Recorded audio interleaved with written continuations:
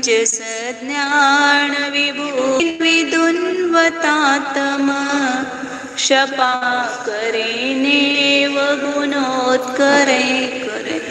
79 page निकाली, 79 79। कुंतनाथ भगवान की स्तुति चल रही है। पहले 2 श्लोक हुए उसको बोलते एक बार।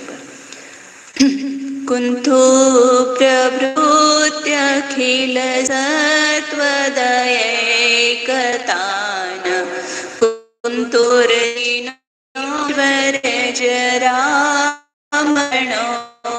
शान्ते त्वं धर्मचक्रमिह वर्तयसि स्म भूते भूत्वा पुराक्षितिपतीश्वर चक्रपाणि तृष्णार्चिष परिदहन्ति न शान्तिरास मिष्टेन्द्रियार्थविभवै परिवृत्तिरेव स्थितैव काय परितापहरं निमित्त मिथ्यात्मवान् विषय सौख्य परामुखो। नमस्ते। जय बोला आचार्य समंत भद्र स्वामी की जय। बोला चारता चक्रवर्ती समाधि सम्राट आचार्य शांति सागर जी महाराज की जय। बोला प्रातः स्मरण देव समंत भद्रमणि महाराज की जय। बोला परम पूज्य आचार्य प्रभु एक सुंदर सागर जी महाराज की जय। बोला परम पूज्य मम दीक्षा गुरु वत्सल सिंधु आचार्य सूर्य सागर जी महाराज की।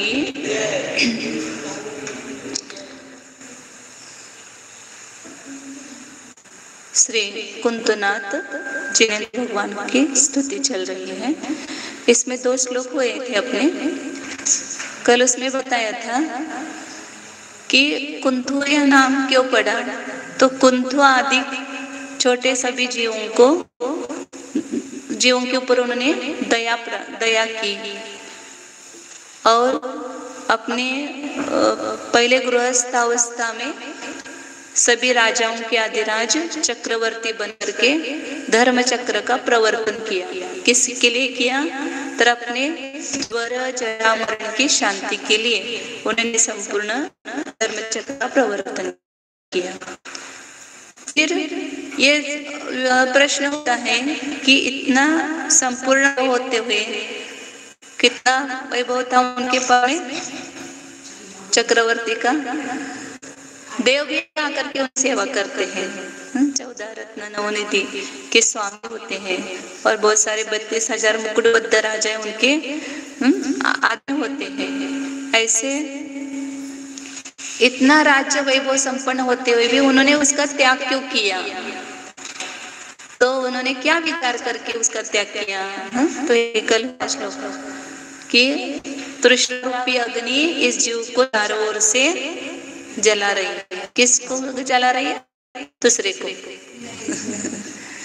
इस जीव को चारों ओर से लगा हुआ है तृष्णा तृष्णा। हर एक क्षेत्र में जाओ पर तृष्णा शांत नहीं होती है। मार्ग में वह धन की वैभव की उसकी तृष्णा रहती है और कई क्षेत्र में जाते तो पद प्रतिष्ठा की तृष्णा लगी हुई रहती है। इससे बड़ा चाहिए, उससे बड़ा पद चाहिए। धर्म मार्ग में भी आते हैं लेकिन तत्व ज्ञान के अभाव में पर भी हमारी तृष्णा शांत नहीं होती है। यहाँ पर धर्म के क्षेत्र में मेरा नाम सबसे आगे हो, इसके लिए कुछ भी करके ये करते। मतलब तृष्णा इस जीव को बहुत सता रही है, दुखी कर रही है। हमें पता है कि हमें दुख कौन दे रहा है। कौन दे रहा है दुख? पत्नी, बेटी और कोई दूसरे। कोई अपने को दुख देने वाला नहीं। तृष्णा ही अपने को शांत बैठने नहीं देती। पहले भी आया था ना, परिश्रमांबुर भय वीची मानी तृष्णा सदी। तृष्णा की नदी कैसी है? उसमें परिश्रम रूपी जल भरा हुआ है। टाइम नहीं है ना दीदी रहने के लिए? क्यों नहीं है? जॉब करना है। जॉब किस लिए करना है? चाहिए। और वो भी मतलब तृप्ति नहीं है वहां पर भी। लोग इतने अभी वो क्या 7वां वेतन आना चाहिए, कोई नौकरी छोड़ने वाले थे, लेकिन बोले कि 7वां वेतन आएगी तब हम नौकरी छोड़ेंगे। तो क्या मिलेगा? ज्यादा पेंशन मिलेगी। मतलब कितनी है, कितना भी मिले तो भी उसमें तृप्ति नहीं है। तो ये तृष्णा क्या कराती है? परिश्रम कराती है। ये परिश्रम हम तृष्णा के कारण कर रहे हैं। खाने के लिए इतना नहीं चाहिए, पेट भरने के लिए 50 मिला, लाख मिले कि 2 लाख मिले, ये नौकरी छोड़ो दूसरी नौकरी पकड़ो। क्यों? क्योंकि उससे बढ़ोतरी चाहिए हमें। तो ये सब तृष्णा जीव को बहुत दुख दे रही है। और इस तृष्णा की तृप्ति के लिए हम ये सब इष्ट इंद्रियार्थों के विषयों का सेवन कर रहे हैं, लेकिन उससे उसकी शांति नहीं हो रही। न शांति रासम, न इन तृष्णा अग्नियों की शांति नहीं हो रही। फिर क्या हो रहा है? परिवृत्ति रे, उल्टी वृत्ति ही हो रही है। बड़ जितना जितना हम विषयों को दे रहे हैं उतना उतना क्या हो रहा है? उससे उस तृष्णा की वृद्धि ही हो रही है। इसलिए ये सब विचार किया उन्होंने। और ये सब जितने भी हम उपाय कर रहे हैं तृष्णा की शांति के लिए, वो सब शरीर को तृप्ति कर रहे हैं, शरीर की ताप नष्ट करने में निमित्त बन रहा है। इसलिए सब विचार करके कुंतनाथ भगवान इतना संपूर्ण ऐश्वर्य वैभव होते हुए भी हमें छूटता नहीं। कितना वैभव है हमारा, लेकिन उसके प्रति भी हमारी, हम जाएंगे तो घर कौन देखेगा, नहीं कौन चलेगा, कुटुंब कौन चलाएगा, बच्चों को कौन देखेगा, मतलब कितने सारे विकल्प है। लेकिन इतना चक्रवर्ती का वैभव होते हुए भी 1 मिनट लगा क्या उनको छोड़ने के लिए? एक क्षण में संपूर्ण वैभव को तृणवत समझ के वैभव के अंदर महिमा के छोड़ा। संपूर्ण वैभव सा दिख रहा था। जब मेरी आयु पूरी होगी तो इसमें से एक परमाणु भी मेरे काम आने वाला नहीं है। फिर इससे क्या मोह करना कि जो अपने को दुर्गति में डालने वाला है। इसमें मैं रहूंगा तो नियम से दुर्गति में जाऊंगा। इसलिए पहले मैं इसका त्याग करूंगा तो मेरे आत्मा का कल्याण होगा। तो इसलिए संपूर्ण वैभव का त्याग करके वे अपने स्वाधीन हुए, आत्माधीन हुए। चक्रवर्ती पद पर थे तब स्वाधीन थे कि जब नहीं बने तब स्वाधीन हुए। चक्रवर्ती पद पर थे तब तो चारों ओर से चिंताएं, आकुलताएं थी। वो एक राजा की कथा बताई दिन पहले भी कि रात दिन उनको, जब राजा थे, महाराजा बने तो उनको बहुत आनंद आता था। तो क्या बोलते थे हमेशा? आहो सुख, आहो सुख। तो सबको क्या लगता था कि ये सब इन्होंने राजवैभव भोगा है ना, वो सुख याद आ रहा है इनको, इसलिए बार बार आहो सुख बोल रहे हैं। तो फिर सब शिष्यों ने आचार्य से शिकायत की कि देखो ये आहो सुख बोल रहे, इनको अभी भी राजवैभव का सुख याद आ रहा है। तो आचार्य ने उनको पूछा कि क्यों बोलते हो आप बार बार आहो सुख? बोलते मैं राज्यावस्था में था तब मुझे कितनी चिंताएं थी, कितनी आकुलताएं, मैं शांति से खाना नहीं खा सकता था। बार बार ये उसमें आकुलता रहती कि कोई विष्णु तो नहीं मिलाया है किसी शत्रु ने। राज दरबार में बैठता था इतना संपूर्ण वैभव के साथ, लेकिन 2 तलवारें मेरे सामने टंगी हुई लटके रहती थी कि कोई शत्रु आ जाए तो वार कर जाए, कुछ पता नहीं है। सोता था तो 2 ये हमारे क्या बोलते हैं पहरेदार हाथ में तलवार लेकर के खड़े रहते थे। तो मैं उसको देखते हुए मुझे नींद भी नहीं आती थी। और यहाँ देखो तो भोजन, हाथ में भोजन कर रहे हैं, कैसा भी रूखा सूखा है लेकिन कितने शांति से खा रहे हैं। और नींद है तो भले 4-5 घंटे सोएंगे लेकिन शांति से नींद आती है। और हर समय अपने आत्मा का चिंतन करके जो आनंद आता है, उस कारण से मुझे यहाँ पर उस राज वैभव से भी यहाँ पर जो सुख मिल रहा है वो बहुत अतिशय सुख है। आओ सुख है आपके कि हम सुखी हैं? कौन सुखी है?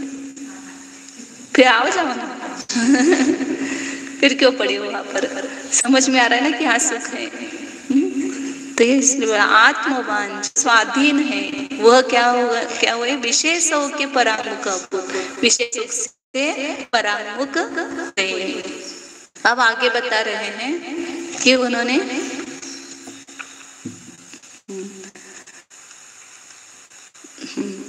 तो तो फिर आगे बता रहे कि उन्होंने विशेष सुख से परांग होकर के क्या किया, चक्रवर्ती पद छोड़ा, संपूर्ण राज्य छोड़ा, फिर क्या किया उन्होंने, वो यहाँ पर आगे बता रहे हैं। बाह्यं तप परम दुश्चरमाचरंस्त्व,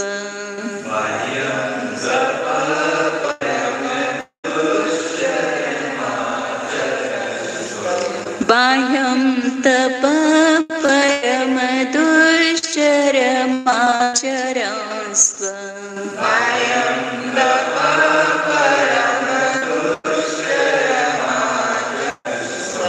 माध्यात्मिकस्य तपसा परिगृह्णार्थम्,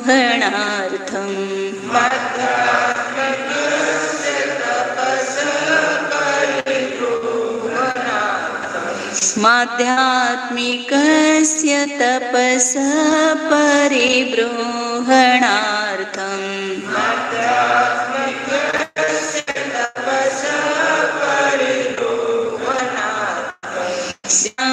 निरस्य कलुषद्वयमुत्तरस्मिन्,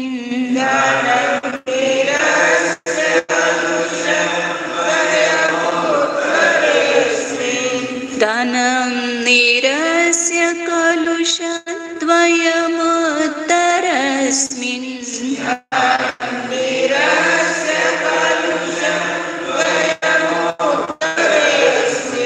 ध्यानद्वयेव वृत्तिशेतिशयोपपन्नी,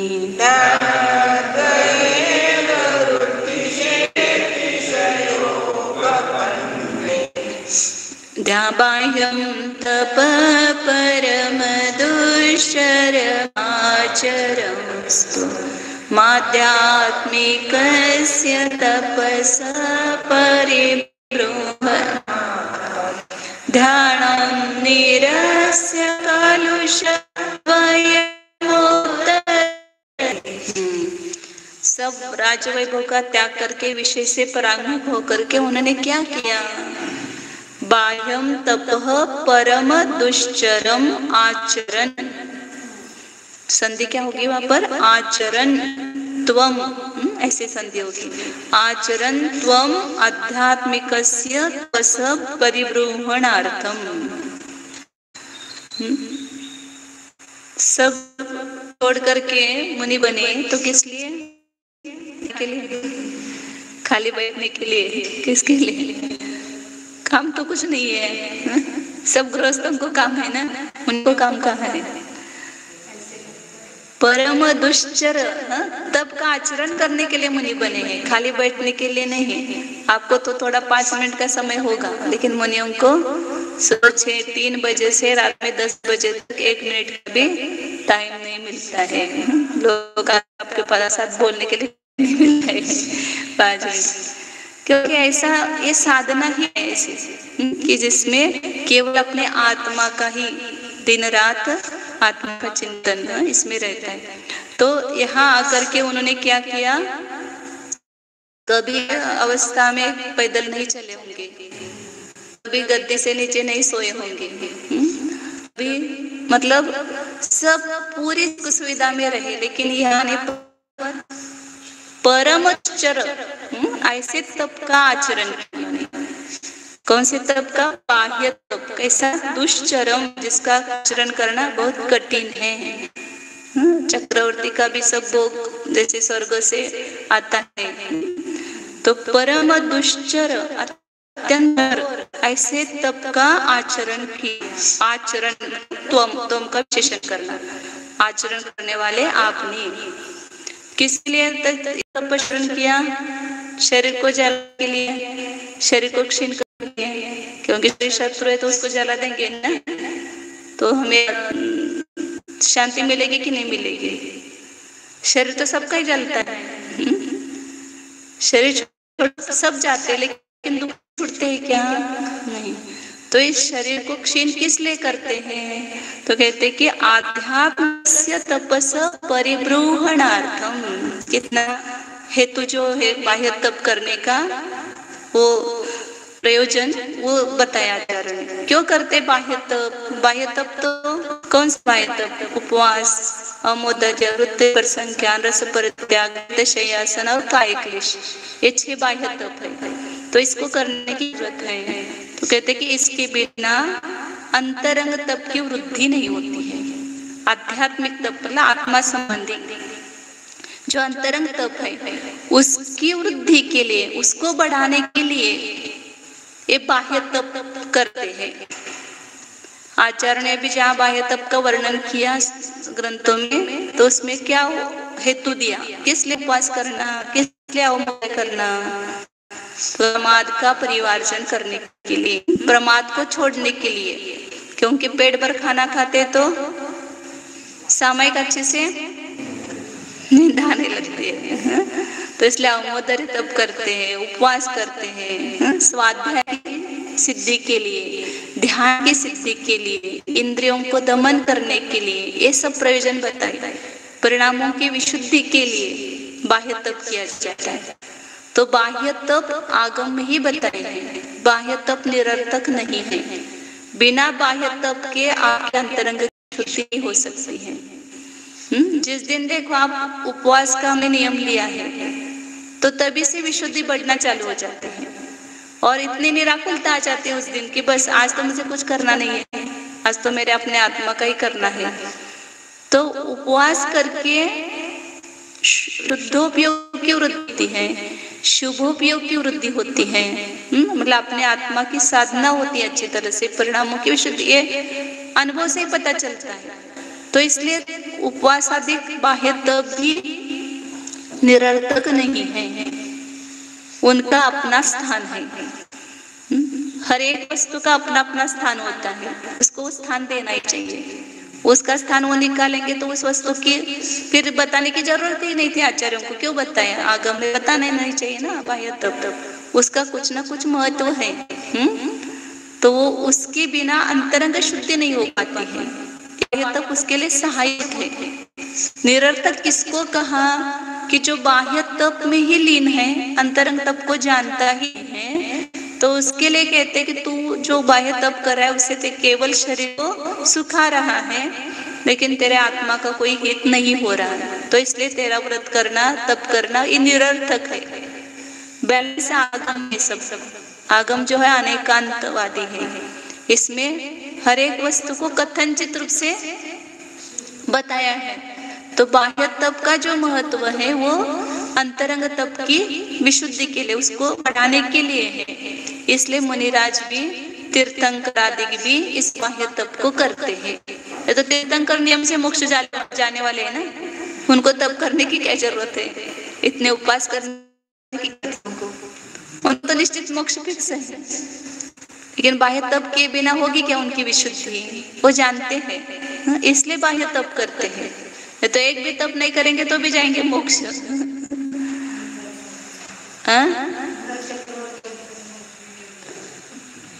अब भरत चक्रवर्ती का भी 1 लाख वर्ष तक वो दीक्षा लेने के बाद 1 लाख वर्ष तक था। अब वो, हाँ अभी हमने पढ़ा ना, इसमें पढ़ा तिलपन्नति में, तो वो 1 लाख वर्ष उनके केवल ज्ञान की अवस्था में है कि मुनि अवस्था में कितने वो नहीं आया ना उसमें, मतलब 1 लाख वर्ष के बाद दीक्षा लेने के बाद मोक्ष गए वो, अंतर्मुहूर्त में मोक्ष हो गया ऐसा सब लोग बोलते हैं ना। ऐसे 1 लाख पूर्व केवल ज्ञान हो गया, 1 लाख पूर्व वर्ष तक केवल ज्ञान की अवस्था में रहे होंगे। फिर उसमें वो दीक्षा कलर वो अलग नहीं दिया है, 1 लाख पूर्व उनकी मतलब संयम का काल दिया है। संयम इतने काल 84 लाख पूर्व की आयु थी उनकी भी, और 1 लाख पूर्व संयम ऐसा दिया है उन्होंने वहां पर। तो क्या चल रहा था कि बाह्य तप का परम ऐसे उत्कृष्ट कठोर ऐसे बाह्य तप का आचरण किया क्योंकि आध्यात्मिक तप को बढ़ाने के लिए। तो हमें भी तप करना ही चाहिए, क्योंकि तप के बिना संवर और निर्जरा नहीं होती है। तपसा निर्जरा च, जितना जितना तप करो उतना परिणामों की विशुद्धि बढ़ती है और परिणामों की विशुद्धि से कर्म की निर्जरा होती है। तो ये कुछ अलग योग बता रहे थे कुछ। ठीक है।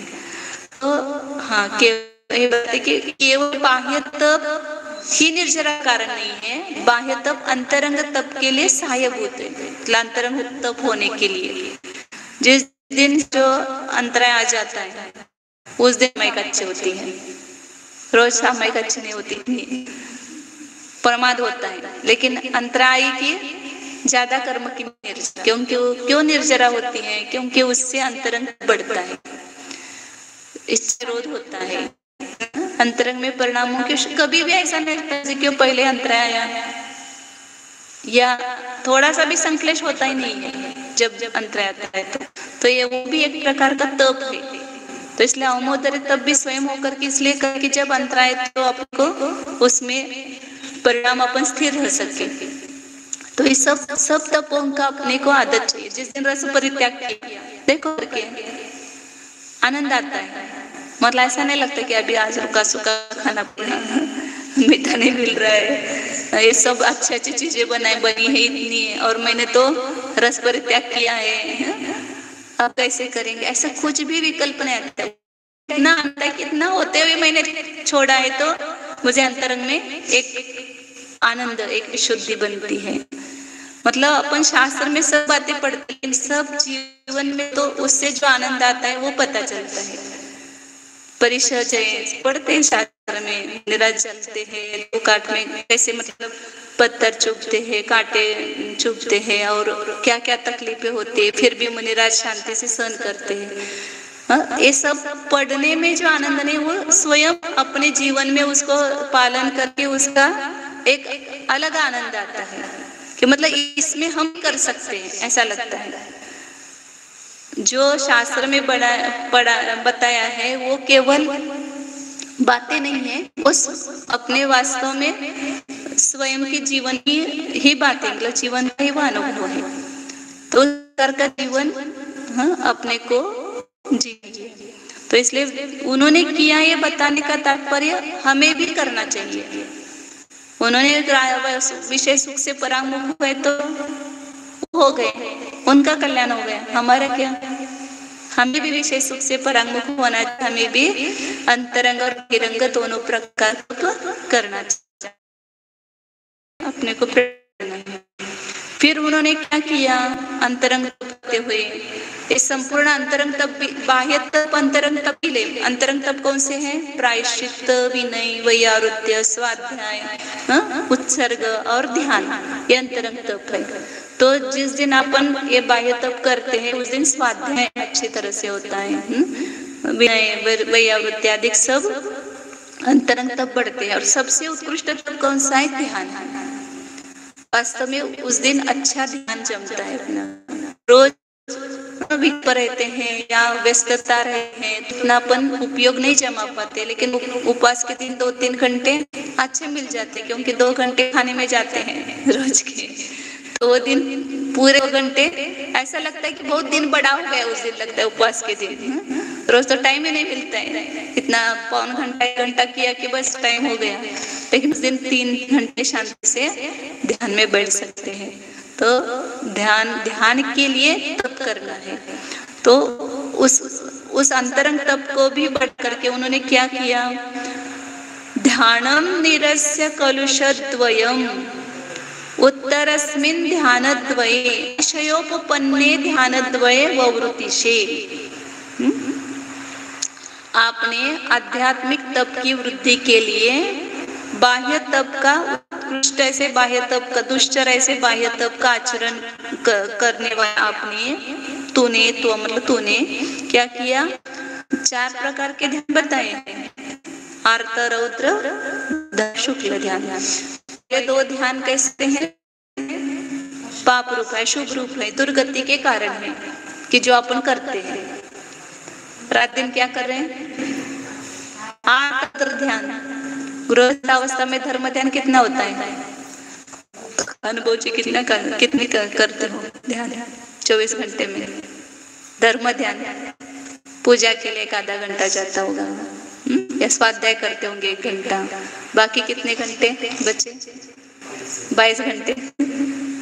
सब आप एक थोड़ा सा धार्मिक है तो आप 2 घंटे करते होंगे, लेकिन 22 घंटे किस में गए?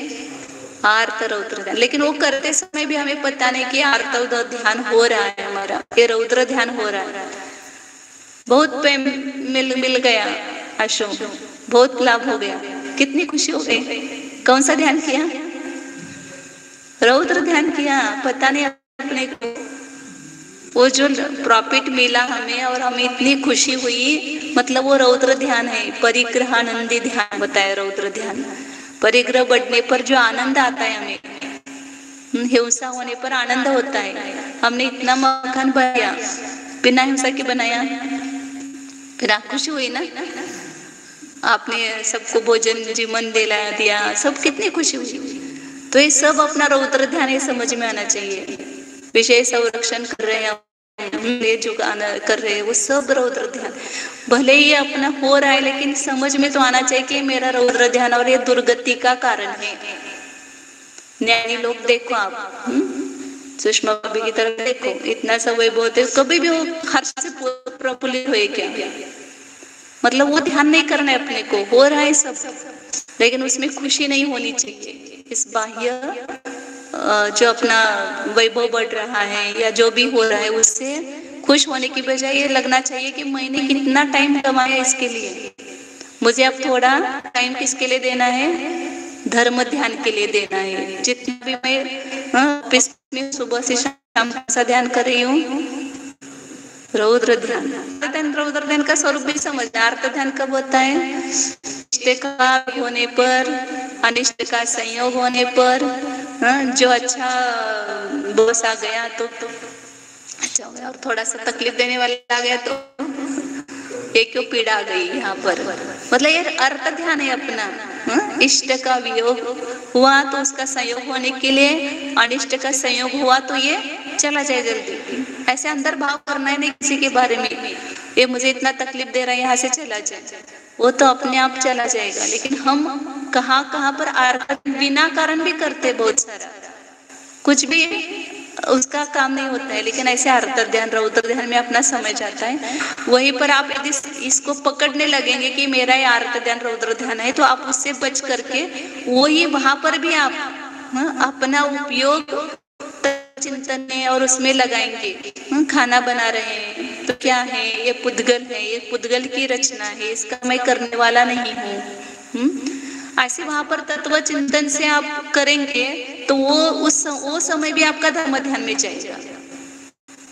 इसलिए पहले अपने को अपना विश्लेषण करना आना चाहिए कि मेरा कौन सा ध्यान चल रहा है और मुझे ये ध्यान नहीं करना है। उसी समय नमोकार मंत्र, पुरानी महिलाएं क्या करती थी, सब खाना बनाते बनाते पूरे स्तोत्र पढ़ना, जो 20 श्लोक याद है वो बोलना, ग्रंथ याद करके वो बोलना, छड़ डाला, द्रव्य संग्रह, तो वो ही आपका जो अशुभ में जा रहा था वो शुभ में जाएगा।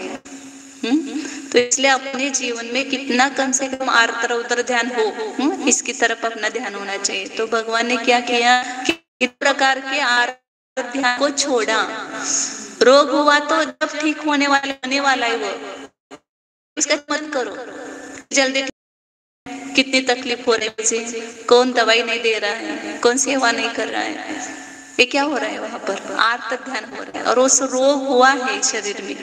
उस रोग को कैसे देखो कि शरीर की अवस्थाएं मेरी अवस्था नहीं है, और जब इसका पुण्य का उदय आएगा तब ये ठीक होने वाला है, तब तक ये जल्दी ठीक हो, ऐसे चिंतन भी अंदर में नहीं करना चाहिए।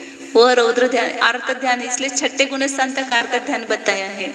ऐसे रोग में चिंतन होता है कि जल्दी ठीक हो जाए, तो जल्दी ठीक होने की भावना, मतलब वो रौद्र ध्यान है, आर्त ध्यान है। तो ये सब ध्यान समझ करके, अशुभ ध्यानों को समझ करके उससे अपने को बचना है। और कौन सा ध्यान करना है? उत्तरस्मिन् ध्यानत्वये अतिशयोपपन्ने ववृत्तिषे। आपने जो उत्तर के आगे के 2 ध्यान है, कौन से? धर्म ध्यान और ध्यान, कैसे है? अतिशयोपपन्ने, उत्कृष्ट अतिशय से युक्त है। बहुत सारे धर्म ध्यानों के भेद है, शुक्ल ध्यान के भी 4 भेद, धर्म ध्यान के भी 4 भेद किए हैं, और इनका क्या है, वो अतिशय से युक्त है, अवान्तर भेदों से सहित है। ऐसे इस 2 ध्यान में आपने क्या की, प्रवृत्ति की, ववृत्ति से, ये द्वितीय भूतकाल है वृत्त धातु का, ववृत्ति से मतलब त्वम करता है ना, इसलिए से लग गया उसको, ववृत्ति से आप उस 2 ध्यानों में प्रवृत्त हुए, उसमें स्थिर हुए। पहले आपने धर्म ध्यान किया, चौथे, पांचवें, छठे, सातवें गुण स्थान में धर्म ध्यान होता है। तो हम घर में बैठकर भी क्या कर सकते हैं, धर्म ध्यान कर सकते। तो जितना आर्तर उतर ध्यान से बच करके अपना समय धर्म ध्यान में, आज मोबाइल ने हमारे क्या किया है, जितना टाइम मिलता है पूरा 1-1 घंटा कैसे जाता है समझ में नहीं आता, व्हाट्सएप देखते जाओ, ये देखो वो देखो।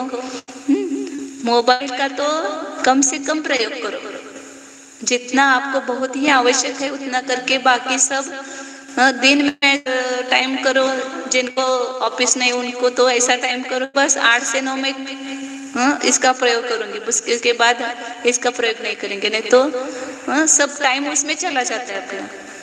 तो इस ध्यान के लिए अपने को समय कैसे निकालना, धर्म ध्यान के लिए, और जब अन्य कार्यों में रहते हुए भी हमें अपने उपयोग के द्वारा ध्यान से बचा करके धर्म ध्यान में उसको कैसे प्रवृत्त करना, ये अपना पुरुष है, ये अपना साधना है।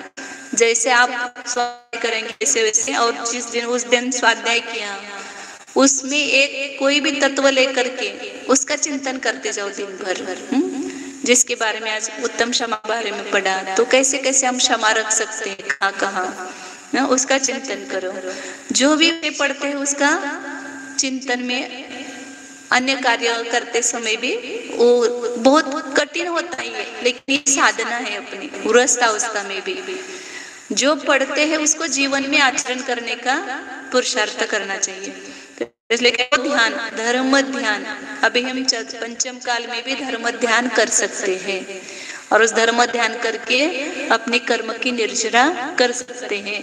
जितना ज्यादा आप कहते ना, जैसे जितनी ज्यादा पेमेंट देते हो आप दुकान में, उतनी अच्छी वस्तु मिलती है ना। सब प्रकार की क्वालिटी की वस्तु रहती है दुकान में, हल्की भारी, लेकिन आपके पास जैसे पैसे होंगे वैसे वस्तु आपको मिलती है उस क्वालिटी की, आप जितना लेंगे।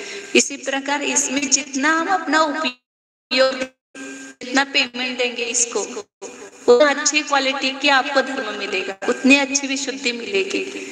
केवल सब खेल उपयोग का है, अपना उपयोग कहाँ रहता है, कैसे रहता है, कितने रहता है, उससे सब पूरा अपना जो भी लाभ होना है, जो भी कर्म की निर्जरा हुई है उस पर से निर्भर है।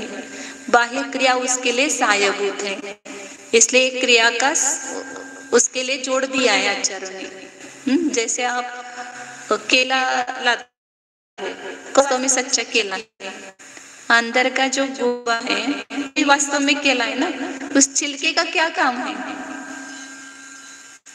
कुछ भी काम, उसको तो फेंक देते हो, लेकिन उसने भी कुछ काम किया है कि नहीं किया है। वो जो आप गुबा खा रहे हो उसकी संरक्षण करने का काम उसने किया है, उसके लिए अभी उसका कब महत्व नहीं है। बाद में भले आप फेंक दो, लेकिन जब तक खाओगे तब तक वो छिलके, एक 5-10 मिनट भी आप निकाल के हो तो छिलका ऊपर का क्या हो जाता है, केला काला पड़ जाता है, खाने को भी मन नहीं करता है उसको। त्यागी लोगों को देने के लिए लोग करते ना सब ऐसे टुकड़े टुकड़े, बाद में खाओ, ये नहीं हमको नहीं चाहिए, क्यों? क्योंकि ऊपर का छिलका निकल गया है। तो छिलके का भी वो कितना महत्व है। तो इसलिए हमारे जीवन में इन बाह्य क्रियाओं का भी महत्व है, लेकिन उस क्रिया का उपयोग किसके लिए करना चाहिए, अंतरंग परिणामों की विशुद्धि बढ़ाने के लिए होना चाहिए। ऐसा बैलेंस अपने जीवन में चाहिए। मतलब ऐसा भी नहीं कि पूरा निरर्थक है, और ऐसा भी नहीं कि यही सब कुछ।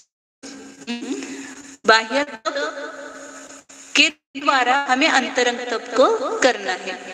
जिस दिन उपवास करेंगे उस दिन क्या करना, सब घर का काम करना। आज उपवास में कुछ काम नहीं, तो आज पूरा टाइम है काम करने के लिए। पूरे काम से निवृत्त होकर के केवल अपना आत्मा का काम करो, केवल स्वाध्याय। आज एक प्रकरण लेकर के बैठो, ये पूरा स्वाध्याय मुझे आज इस दिन करना है, ध्यान नहीं जमता है, ध्यान जितना जमता है उतना करो। और जिनको ध्यान स्वाध्याय ज्यादा हो गया है वो ज्यादा ध्यान करने की कोशिश करो उस दिन, और जिनका ध्यान अभी नहीं होता है तो वो स्वाध्याय करने की कोशिश करो। तो अंतरंग तप के लिए बाह्य तप आवश्यक है। आगे आचार्य बता रहे, तो इस प्रकार इस गाथा में बताया है कि उन्होंने विशेष सुख से परांग होकर के गृहस्थ अवस्था का त्याग करके किया, तो अंतरंग बहिरंग तप का आचरण किया और 2 प्रकार का ध्यान किया, ध्यान धर्म ध्यान। और इसलिए एक क्षण भी नहीं जाने देते, क्योंकि एक क्षण भी गए तो कितने से गए, समय गया। एक समय में कितने कर्म का बंध होता है, अनंतानंद कर्म परम का, और कितनी स्थितियां और अनुभव लिए हुए बंध होता है। और उतने ही एक समय का हम यदि सदुपयोग करेंगे तो अनंत संसार का छेद हो सकता है। उस एक समय में अपन आत्मा अनुभव देंगे, आत्मा की विशुद्धि बढ़ेगी, तो असंख्यात गुणी कर्म की निर्जरा होती है।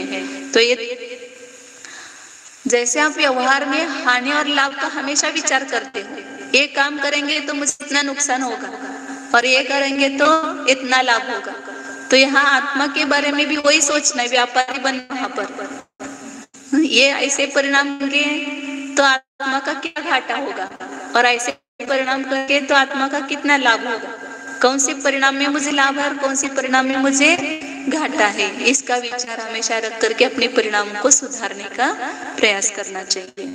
तो ये बता करके आगे अब बता रहे हैं कि ऐसे उन्होंने धर्म ध्यान और शुक्ल ध्यान किया करके क्या किया उन्होंने, ये ध्यान करके वो आगे बताते हैं। हुत्वा स्वकर्म कटुक प्रकृति शतस्रो,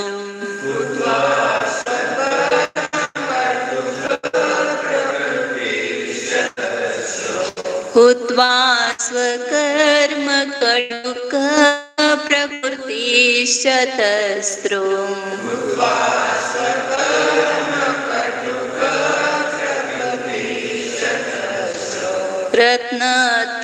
रत्नत्रयातिशय जाते जसि जात वीर्य, अतिशय तेजसि जात वीर्य,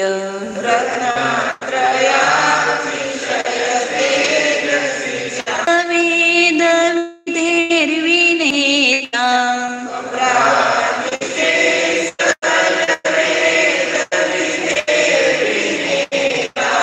सभी बभ्राजिषे सकल वेद विधेर्विनेता,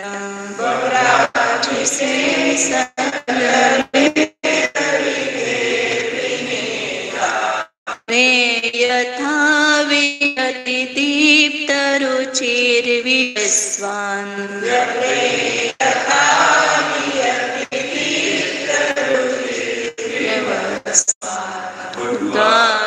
कर्म कटुक प्रकृति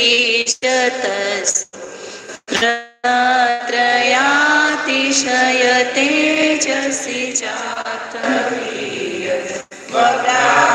सेवकल वेद विधेर्विनेता, व्यव्रेयथा वियति दीप्त रुचि।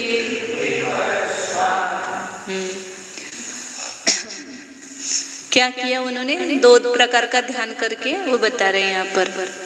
हुत्वा स्वकर्म कटुक प्रकृति ही चतस्रः रत्नत्रयातिशय तेजसी जात वीर्यः बभ्राजिषे सकल वेद विदेहे, विदेहे ते तो संधि करना, विनेता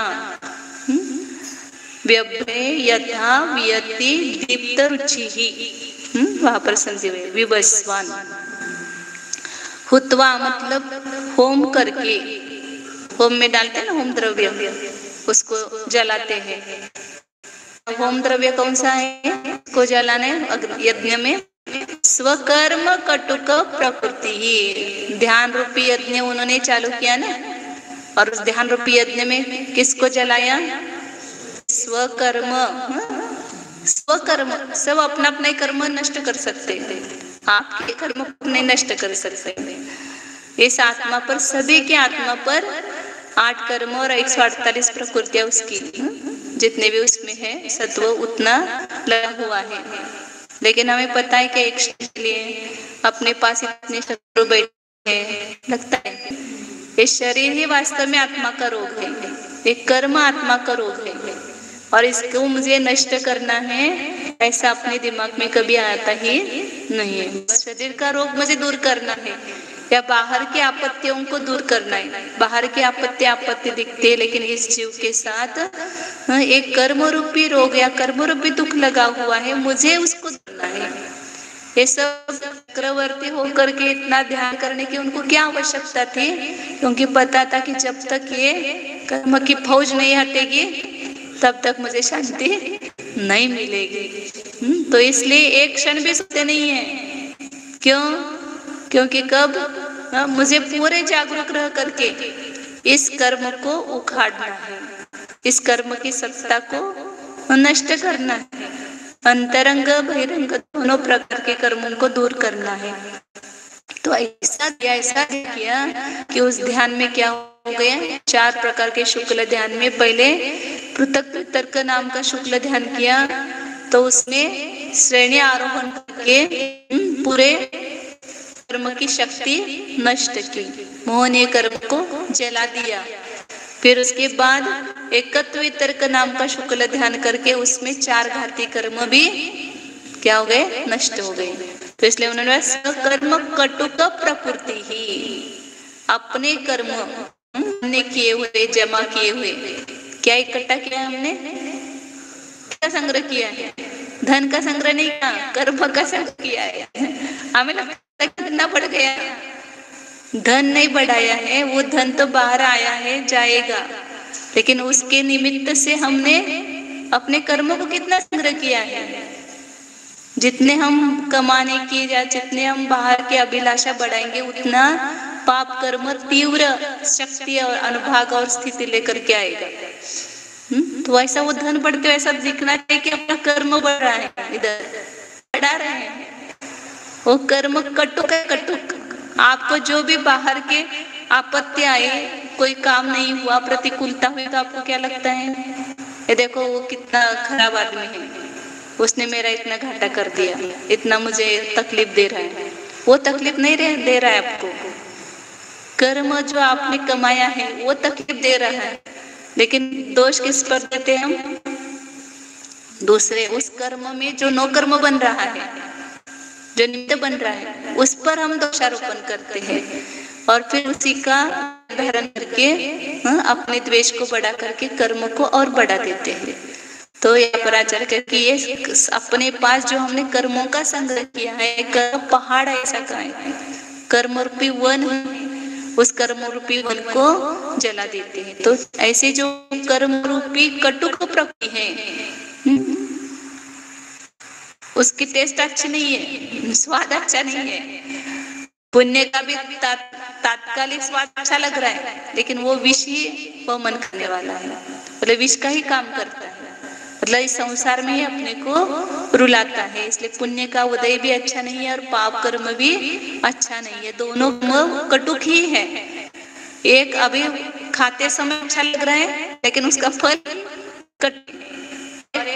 खाते समय कटुक लग रहा है, लेकिन उसका फल बहुत मतलब पाप कर्म का उदय आता है तो हमें कटु लगता है, पुण्य कर्म का उदय आता है तो अच्छा लगता है, लेकिन दोनों भी वास्तव में कटुक ही है।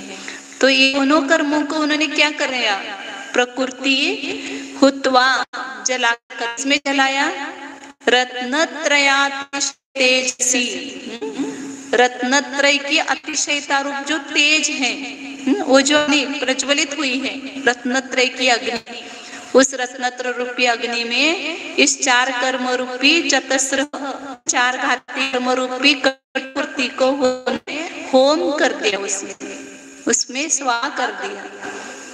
वो सब उसकी तरफ उनका ध्यान नहीं है, उनका ध्यान तो किस तरफ है, अपने ध्यान में लीन है। और ध्यान में लीन होते सब कर्म अपने आप छोड़ करके चले जाते हैं। तो और उससे क्या हुआ, जात वीर्य, उनकी सामर्थ्य बढ़ गई, वीर्य उत्पन्न हुआ। एक कर्म अपनी शक्ति को नष्ट कर रहा है। हम क्यों अभी विफल हो गए हैं? कर्म का बल हमें ऊपर चढ़ गया है, उसमें हम अपनी आनंद शक्ति को भूल गए हैं। वास्तव में एक कर्म से जब अलग होंगे तो अपनी शक्ति है वो समझ। जब आर्यन बन गए तो उनकी शक्ति क्या हो गई, अनंत हो गई, अनंत की शक्ति प्रकट हो गई आत्मा की। इसलिए तो इतना धैर्य धार रहे, इसलिए तो इतने ज्ञान दर्शन प्रणेता होकर, वेद मतलब आगम, वेद शब्द आता है ना अन्य मतों में, वास्तव में वेद करता आगम है। तो संपूर्ण आगम की विधि का प्रणेता हो करके ऐसे शोभायमान हुए। कैसे? बभ्राज से, भ्राज धातु रहता ना, विभ्राज मतलब बभ्राज से, भी द्वितीय भूतकाल है उसका। ऐसे शोभायमान हुए, भ्राज मतलब प्रकाशमान होना, भ्राज भ्राज धातु। तो संपूर्ण आगम की विधि के प्रणेता होकर उस तरह प्रकाशमान हुए, दैदीप्यमान हुए कि जैसे उदाहरण दिया, यथा व्यभ्रे वियति, ये सप्तमी विभक्ति है, था व्यभ्रे वियति, ये सप्तमी विभक्ति है। व्यभ्रे मतलब अब्र रहित, अब्र मतलब मेघ पट्टल, और वी मतलब रहित, मतलब अब्र रहित, अब्र मतलब मेघ पट्टल, और वी मतलब रहित, मेघ पटेल रहित ऐसे आकाश में, वियत मतलब आकाश, तो मेघ पटल रहित आकाश में दीप्त रुचि ही विवस्वान, जिसका दीप्यमान किरणों से युक्त, रुचि मतलब किरण होता है, दीप्त मतलब प्रज्वलित मतलब प्रकाशमान, प्रकाशमान किरणों से युक्त सूर्य जैसे आकाश में, कौन से आकाश में प्रकाशमान होता है? मेघ रहित आकाश में जैसे दैदीप्यमान किरणों से युक्त सूर्य प्रकाशमान होता है, शोभायमान होता है, वैसे आप संपूर्ण आगम की विधि के प्रणेता होकर के प्रकाशमान हुए, दैदीप्यमान हुए, इस संपूर्ण जगत में प्रकाशमान हुए। इस प्रकार उसकी उपमा दे करके कहा है। वास्तव में सूर्य की उपमा भी नहीं लागू हो सकती है, अनुपम है, लेकिन हमारे जैसे लौकिक लोगों को दृष्टांत दिए बिना समझ में नहीं आता है। वो जैसा सूर्य प्रकाशमान, ऐसे आप इस जगत में प्रकाशमान हुए। जिसका आत्मा प्रकाशमान होता है उसका बाहर प्रकाश, सूर्य को बाहर को प्रकाशित करने के लिए क्या करना पड़ता है? स्वयं प्रकाशमान होना पड़ता है। स्वयं प्रकाशमान हुए तो सब पदार्थ अपने आप प्रकाशित होते हैं। ऐसे जब अपना आत्मा प्रकाशमान होता है तो संपूर्ण विश्व उसमें प्रकाशित होता है। तो ये काम करने योग्य है इस भव में। क्या काम करने योग्य है आशु? पैसा कमाने योग्य है। कैसे बढ़े, कैसे बढ़े, कैसे बढ़े, प्रॉपर्टी, बस ये चिंतन रात दिन, ये चिंतन करो बस, मेरे आत्मा की प्रॉपर्टी कैसे बढ़े, मेरा आत्मा का वैभव क्या है। ये सब वैभव तो एक क्षण में नष्ट होने वाला है, एक क्षण हम इस सब से अलग होने वाले, लेकिन आत्मा का जो वैभव बढ़ेगा वह हमारे लिए अनंत काल के लिए उपयोगी होगा, और वही अपना सच्चा वैभव है। तो इस प्रकार ये जो तीर्थंकरों की स्तुति की उसके माध्यम से, मतलब ऐसा लगता है ना, कभी हमें तो ऐसा लगता है जैसे अपन स्कूल में हैं और 10वीं के बच्चे का समझो बोर्ड में नंबर आया, उसका फंक्शन रखा है, उसको पारितोषिक मिल रहा है, तो पीछे के जो कक्षा में होशियार लड़का होता है उसको क्या लगता है, मेरा भी ऐसा होगा, अंदर लगने लगता है ना, मेरा भी ऐसा होने वाला है। जो कोई दीक्षा लेने की इच्छुक होता है वो दूसरे दीक्षार्थियों को देख करके और मेरी भी ऐसी दीक्षा होगी, ऐसे अंदर हम भी भाव करते थे। पहले किसी की दीक्षा होती थी ना तो ऐसा लगता था कि ऐसी कब होगी अपनी दीक्षा। तो ऐसे सब भगवान ने ऐसा ऐसा किया और ऐसा प्राप्त किया, तो उसकी जगह अपन, हाँ मेरा भी ऐसा होने वाला है, मैं भी ऐसे ध्यान में आरूढ़ होकर के ये मेरे भी कर्म सब जलने वाले हैं और मुझे ऐसे अनंत चतुष्टय की प्राप्ति होने वाली है और मैं भी एक दिन अनंत बनने वाला हूँ। ऐसा अपने को वहां में उस पर देखो, तो मुझे भी उनके जैसा पुरुषार्थ करना ही है। ओम नमः। जानिए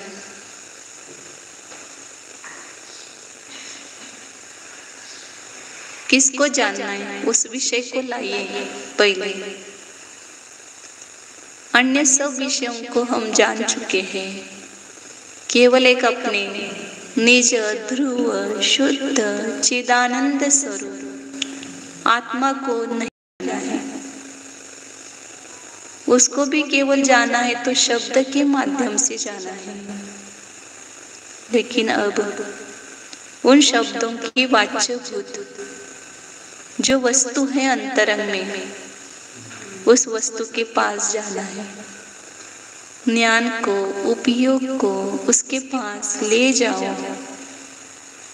है वस्तु ध्रुव है, स्थायी है। जितने भी शरीर धारण किए उन सब शरीरों में ये वस्तु एक ही है।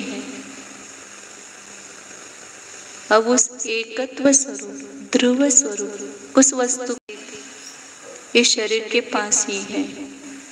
देखो, शुद्ध चैतन्य स्वरूपो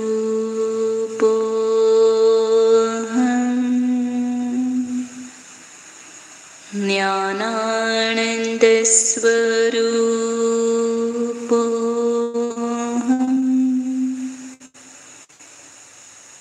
एकत्व विभक्त स्वरूपो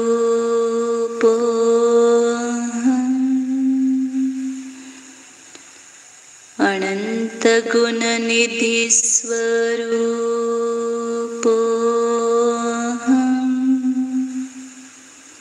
चैतन्य रत्नाकर स्वरूपो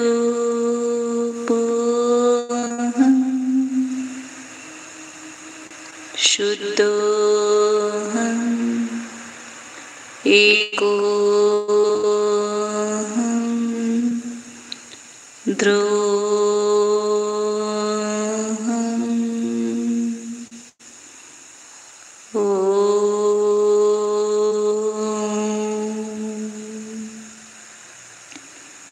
विसर्जन। नमो अरिहन्ताणं नमो सिद्धाणं नमो आयर्याणं नमो वज्रायाणं नमो लोये सवसाहूणं नमो अरिहन्ताणं नमो सिद्धाणं नमो आयर्याणं नमो वज्रायाणं नमो लोये सवसाहूणं। नमस्ते। एक आचार्य श्री के चरणों में विनती करते हैं कि सब लोग आपका भी सुनना चाहते हैं, तो आप एक 5-10 मिनट आप आशीर्वचन बोलिए। हाँ हाँ। ओम नमः सिद्धेभ्यः।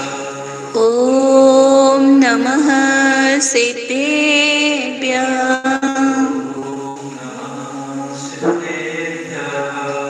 ओम नमः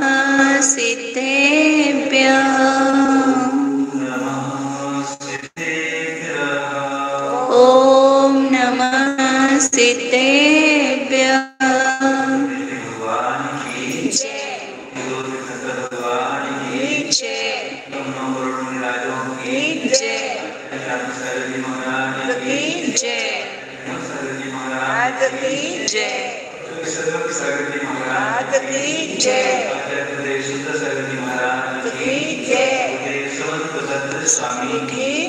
जय बोला आचार्य श्वेत सागर जी महाराज।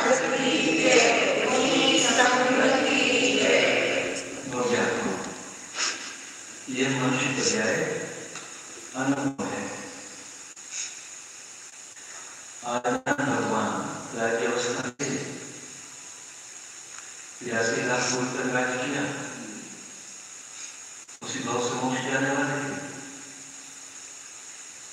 परंतु नीलांजना ने आकर उनके मन के अंदर उथल पुथल मचा दी। अभी तक उथल पुथल नहीं मची थी। जैसे उथल पुथल हुई, राजपाट छोड़कर चल दी। ये नहीं देखा उन्होंने कि नंदा सुनंदा का क्या होगा। भरत बाहुबली से बोल राजेश पूछा क्या उन्होंने भरत बाहुबली से कि मैं जाऊं कि नहीं जाऊं, रुक जाऊंगी? कुछ भी नहीं पूछा। जब अंतरंग में जम गया कि नहीं अब बहुत कम बचा है, मनुष्य पर आएगा, तुरंत निकल लिए वहां से। पीछे नंदा सुनंदा दौड़ती ही चली आ रही है, पीछे मुड़ के नहीं देखा कौन आ रहा है।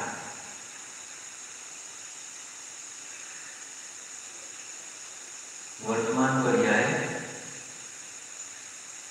कितने कितने पर्यायों के बाद हमको प्राप्त हुई है, और ये पर्याय भी हमारी लगभग जाने को तैयार है। आगे कब मिलेगी?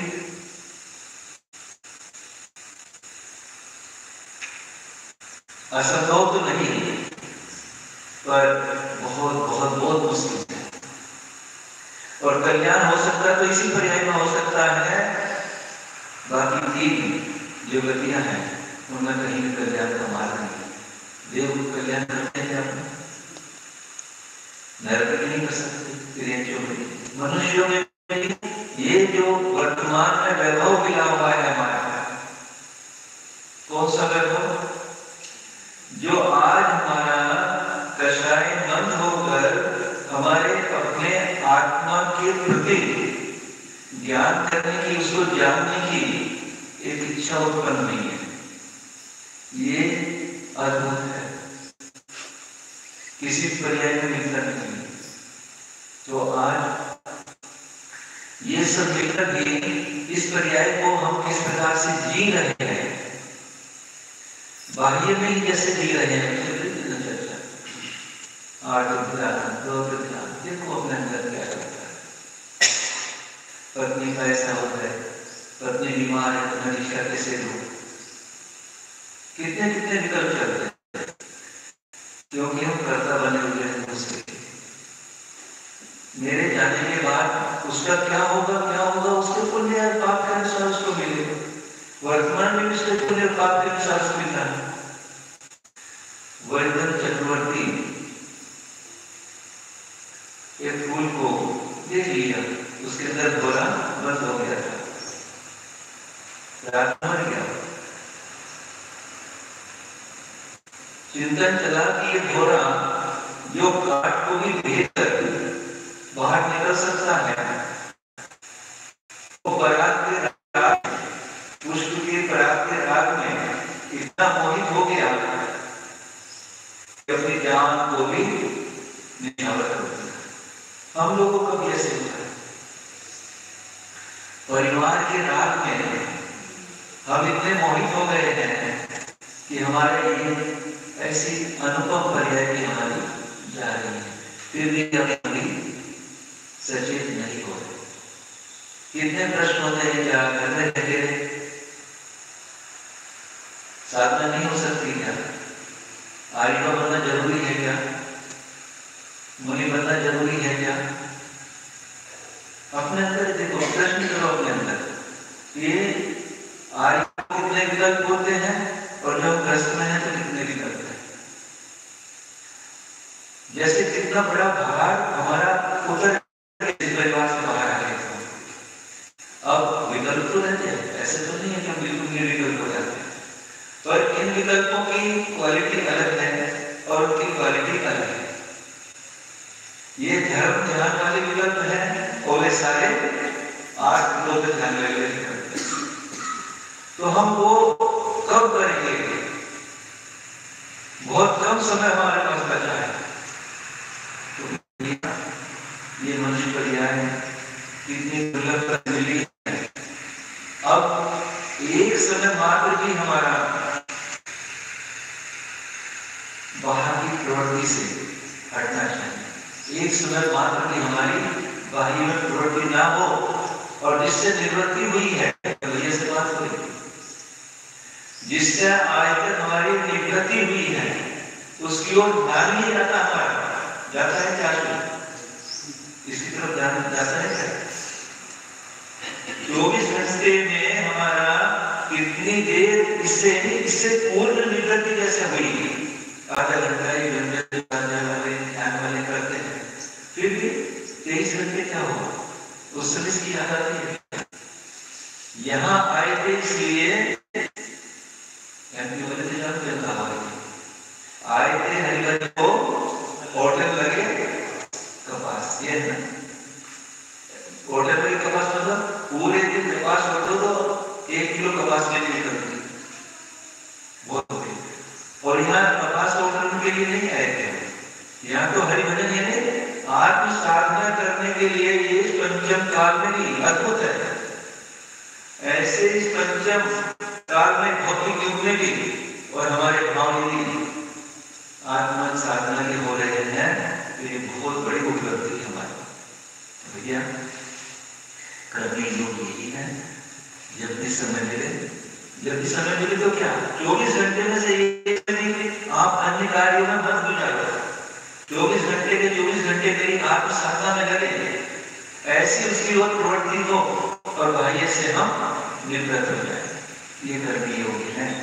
जितनी जल्दी अपने को अंदर में प्रवृत्त कर लोगे, निवृत्त हो जाओगे बाहर से।